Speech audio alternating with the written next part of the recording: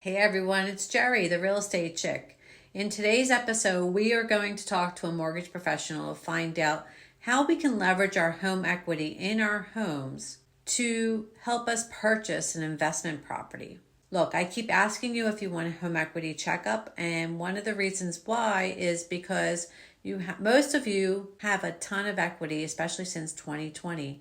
And why not use some of that equity to purchase an investment property to actually gives you some residual income on a monthly basis and to build your retirement portfolio. So in 10 years, you can actually gain $100,000, $200,000 on your investment property. So let's find out from Dennis how we do that. Stay tuned.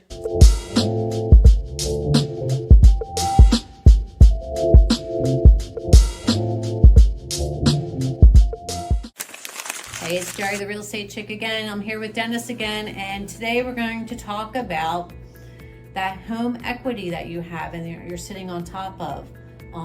You've heard me say it many times before, let's do a home equity checkup.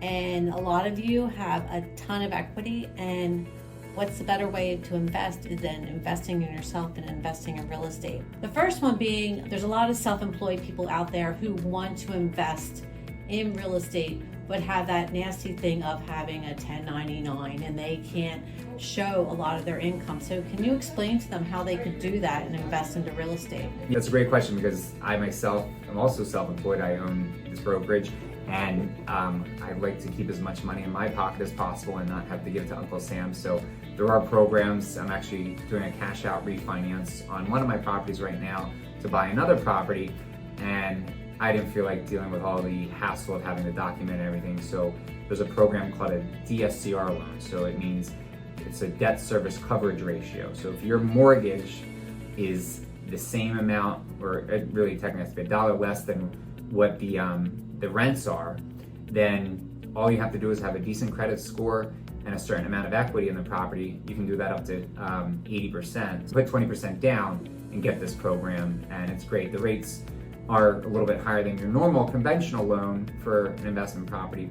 You don't feel like pulling out all the tax returns and giving your a blood sample and everything like that. Yeah, it's a great program. But for the normal W-2 buyer who's perfect credit and everything is super simple to document, great conventional loan right now would be in the low 7s with 25% down. And yeah, there's tons of people sitting on a lot of equity, and they're kind of like, well, what can I do with this? I'm tired of just making 4 or 5% in the bank or in my CDs. Yeah, there's still some great deals to be had out there using that equity to help you generate generational wealth in these properties. And I've been teaching my kids about this and excited for them to pass these properties down to them. And you guys can do that very easily yourselves. Great. So if my house is worth $800,000 and I want to pull out 20% of that, that's $160,000 that I can put down towards another property. Yeah. Obviously the rates change constantly, so it could be a 7% rate. And what I understand is if I'm charging rent of $3,500 a month on that one property that we're looking at, it has to be $3,501 for you to say okay. Yeah. To actually approve me.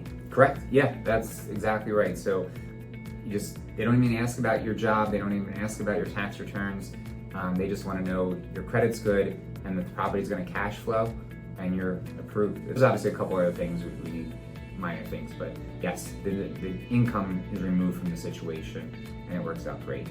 Wow, that's amazing. So why not build your wealth by building your investment portfolio? So thank you, Dennis, for enlightening us, and thanks everyone for tuning in to Gerrie, the real estate chick.